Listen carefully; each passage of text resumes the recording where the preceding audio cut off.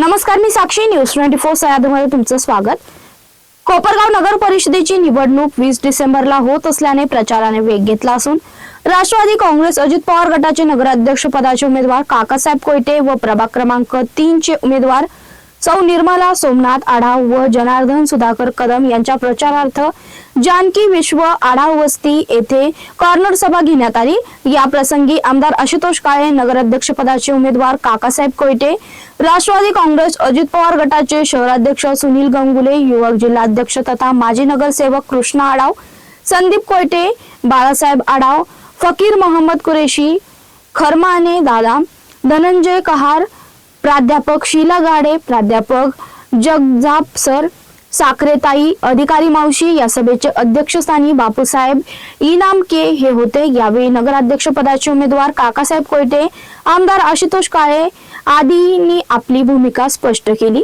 त्या ठिकाणी सर्व गोष्टी आहेत, मोहरी गटार असेल, पाण्याचा प्रश्न असेल किंवा आपल्या या वीज वाहिन्या आता आपण पाहतोय, या देखील आपल्याला भूमिगत करून कुठेही त्या ठिकाणी बांधकामाला अडचण येऊ नये, कुठल्याही नागरिकाला विजेच्या कामाची अडचण किंवा शॉक लागू नये, त्या देखील आपल्याला भूमिगत करायच्या आहे।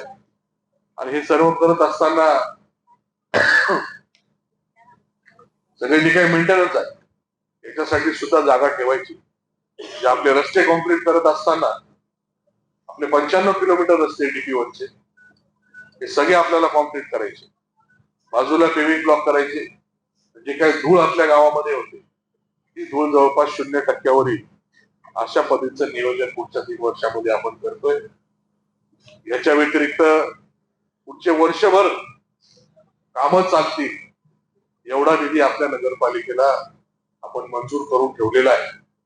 आता सांगायला झालं तर तुमच्याकडे तर 4.5 कोटी रुपयाचा निधी आतापर्यंत काही खर्च झालेला आहे, काही त्या ठिकाणी होणार आहे।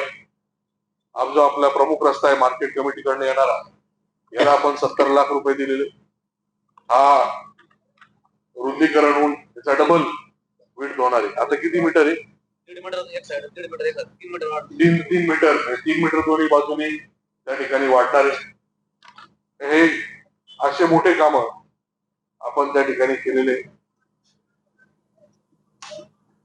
आणि भरपूर आता कामं वाचण्यासारखे खूप आहे। आता त्याची आकडेवारी मोठी आहे, एक एक काम वाचलं तर भरपूर वेळ जाईल। याची माहिती आपल्याला आपल्या घरापर्यंत पोहोचवलेली आहे। तर असे काम आपण मागच्या काळामध्ये त्या ठिकाणी करून आणलेले आहेत आणि पुढे देखील आपल्याला कामं करायची। आपला प्रभाग तसा आपले नगराध्यक्ष पदाचे उमेदवार काकाजी कोयटे यांचा घरचा प्रभाग राहायला इथे, म्हणजे वाढपे तुमच्या ओळखीचा आहे, वाढी तुम्हाला जास्तच मिळणार। तर त्यांच्या बरोबर आपले दोन्ही उमेदवार त्यांचे पण आपण चांगल्या मताने निवडून दिले पाहिजे, जेणेकरून त्यांना पण त्या ठिकाणी काम करण्याचा हुरूप येईल। अजून सेवाभाव तुमचा, म्हणजे सेवाभाव जो तुम्ही त्या पद्धतीने सेवा देता ते अजून त्या ठिकाणी लोकांची सेवा कराल असं मताधिक्य आपण या ठिकाणी दिलं पाहिजे। घरचा उमेदवार असल्यानंतर तुमची जबाबदारी वाढलेली, मतदान वाया न जाता जास्तीत जास्त मताधिक्य आपल्या प्रभागातून त्या ठिकाणी नगराध्यक्ष पदाचे उमेदवार यांना मिळालं पाहिजे। या हक्काचा वाढ असल्यामुळं नगरसेवक सुद्धा चांगल्या मताने निवडून आले पाहिजे, ही जबाबदारी आपल्यावर आहे। निवडून तर ते आलेले, परंतु मताधिक्य चांगल्या पद्धतीचं पाहिजे। आता तिथे बसलेले पत्रकार म्हणते फार ओव्हर कॉन्फिडन्स त्यांना दिसतोय, तसं काही नाही। आपल्या घरचे प्रभागातील लोक आहेत त्याच्यामुळे त्या पद्धतीने आपण बोलतो।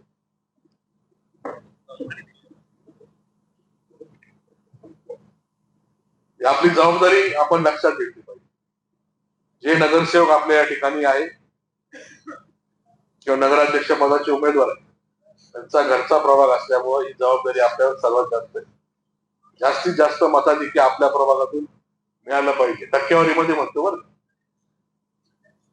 जास्तीत जास्त मताधिक्य आपल्या इथून मिळालं पाहिजे, जेणेकरून बाकीचे लोक म्हटले पाहिजे वा घरच्या प्रभागातून त्यांनी जास्तच मताधिक्य घेतलेलं आहे।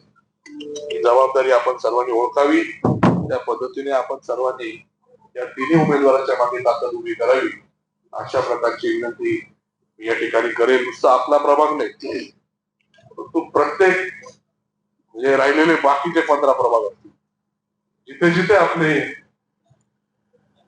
नातेवाईक असतील, मित्र असतील, ओळखीचे लोक असतील, यांना देखील आपण सर्वांनी त्या ठिकाणी विनंती करावी. आपल्या प्रभागातील घड्याळाचं चिन्ह बटन, घड्याळ चिन्हाचं बटन दाबून आपल्या प्रभागातील देखील उमेदवार त्या ठिकाणी निवडून द्यावे. त्याचं कारण असं आहे, तर आपला 5 नंबर तलाव ज्यावेळेस चालू झाला,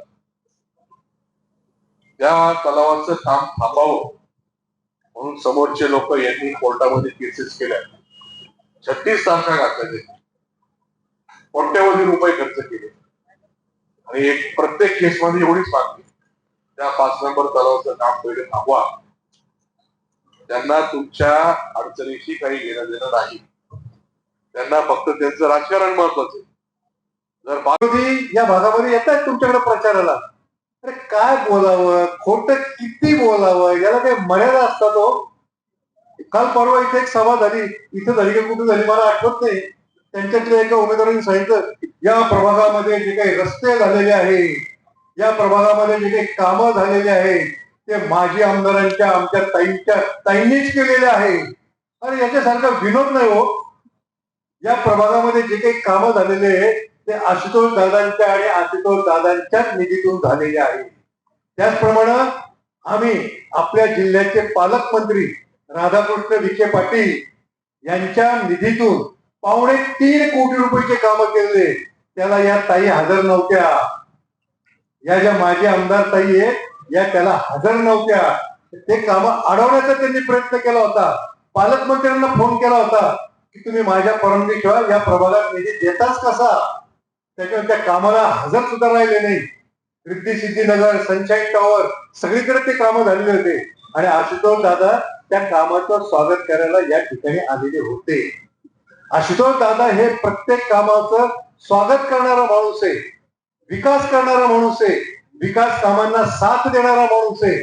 आणि समोरची जी पार्टी आहे ती प्रत्येक कामाला विरोध करणारी पार्टी आहे, प्रत्येक काम अडवणारी पार्टी आहे. मी तर त्यांचं नावच ठेवलेलं आहे, खोडा पार्टी. मला तर ऐकायला मिळालं, जनभावनीने काही पैठण्या वाटल्या आपल्या नवरात्र महोत्सवाच्या कार्यक्रमामध्ये, ते सगळं पैठण्या आम्हीच दिलेल्या आहे. अरे आणून दाखवलं ती. एक जणांनी काय प्रचार केला की निवाराचे उतारे मी आणून ठेवलेले. दुसऱ्या दिवशी जेव्हा निवारातल्या सगळ्या लोकांना उतारे दिल्याचं आम्ही प्रेस कॉन्फरन्स घेऊन जाहीर केलं, त्यावेळी तोंड कशी पडले. निवडणुकीमध्ये सुद्धा कसे कसे आडवे आले बघा. सुरुवातीपासून या निवडणुकीमध्ये त्यांनी सगळ्यांनी अर्ज भरल्यानंतर या निवडणुकीला जिल्हा न्यायालयातून स्थगिती मिळवण्याचा प्रयत्न केला. जिल्हा न्यायालयातून मिळाले नाही, उच्च न्यायालयामध्ये गेले, तिथून सुद्धा तोंडावर आपटले. तोंडावर आपटल्यानंतर सुद्धा पुन्हा त्यांनी खोडे घालण्याचं काम चालूच केलं. आम्ही त्यांच्यावर टीका करत नाही, आम्ही आशुतोष दादांचे विकास कामं सांगतोय. मी सांगतोय सगळ्या गावामध्ये समता पतसंस्थेच्या माध्यमातून, समता चॅरिटेबल ट्रस्टच्या माध्यमातून, समता इंटरनॅशनल स्कूलच्या माध्यमातून मी जे जे काही कामं केलेले आहेत ते मी सांगतोय. म्हणजे समता पॅटर्न काय आहे हा समता पॅटर्न मी सगळ्यांना सांगतो आहे. त्याची त्यांना एलर्जी झाली, पण त्याने समताच्या विरोधातच मुलाखत घेतली. त्या मुलाखतीमध्ये काही आपल्या बगलबच्च्यांना हाताची धरलं आणि जे आमचे वर्षानुवर्षे थकबाकीदार आहेत, ज्यांचे दावे सगळ्या न्यायालयाने फेटाळलेले आहेत, एवढंच नव्हे खोटे दावे दाखल करतात म्हणून त्यांना 2,000 ते 50,000 रुपयेपर्यंत दंड केलेले आहेत. अशा आमच्या विरोधकांना, अशा आमच्या थकबाकीदारांना पुढे आणून त्यांनी समताच्या विषयी सुद्धा अपप्रचार करण्याचा प्रयत्न केला. पण मला आनंद या गोष्टीचा आहे की समतावर लोकांचा एवढा विश्वास आहे, प्रचंड विश्वास आहे. समताचे जे काही 1200 कोटी रुपयाच्या ठेवी आहेत त्यातल्या 400 कोटी रुपयाच्या ठेवी या कोपरगाव शहरातल्या 22,000 ठेवीदारांच्या आहेत. आणि ज्यांनी आमच्या विरोधकांना प्रचार, त्यांनी जे काही पत्रकं काढले होते ते त्यांच्या मार्फत व्हायरल केले जात आहेत, विरोधी पार्टी मार्फत व्हायरल केले जात आहेत. त्याचे आम्ही पोलीस स्टेशनला केस सुद्धा दाखल केलेली आहे. यांनी असे किती पत्रकं व्हायरल केले तरी समताचे ठेवीदार कशालाही बळी पडणार नाही गेल्या 3-4 दिवसामध्ये समताच्या ठेवी कमी न होता दिवसेंदिवस वाढतायत. म्हणून मीच सांगितलं, विरोधक जो प्रचार करताय त्याचा आम्हाला फायदा आणि समता परिसरामध्ये दिली आणि तेव्हापासून मी काकांचा विश्वास संपादन करून आज या इथपर्यंत पोहोचलेला आहे. सन 2016 मध्ये आदरणीय काकांनी मला नगरसेवक पदासाठी त्यांच्या कुटुंबात कोणी उत्सुक नसल्यामुळं त्या ठिकाणी मला उमेदवारी त्यांनी दिली आणि या कोपरगाव शहरामध्ये सर्वाधिक जास्त मतांनी 850 मतांनी मी या ठिकाणी निवडून आलो होतो. आणि 2016 नंतर जरा मी निवडून आल्यानंतर फक्त सेवाभाव म्हणून या प्रभागामध्ये मी कार्यरत राहिलो.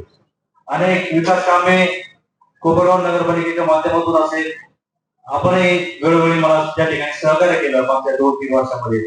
फक्त विकासाचा एक अजेंडा घेऊन त्या ठिकाणी मी गेल्या 2016 पासून आजपर्यंत या ठिकाणी कार्यरत आहे. वेळोवेळी काकांनी मला त्या ठिकाणी बोलाचं मार्गदर्शन केलं. सुरुवातीच्या काळामध्ये हा भाग अतिशय प्रभाग हा सर्वाधिक मोठा आहे, आपल्याला कल्पना आहे. या प्रभागामध्ये निवारा असेल, वजेरी कॉलनी असेल, सुभाषनगर, जानकी रेसिटी नगर या नव्याने स्थापन झालेल्या त्या ठिकाणी वसाहती होत्या. वस्ती असेल, भामानगर, साई सिटी, विद्यानगर, श्रीराम नगर, बँक कॉलनी असा विस्तृत असलेला वॉर्ड मोठ्या प्रमाणात त्या ठिकाणी होता. आणि अनेक वर्ष त्या ठिकाणी त्या भागाचा अनुशेष शिल्लक कामाचा अनुशेष त्या ठिकाणी शिल्लक राहिलेला होता.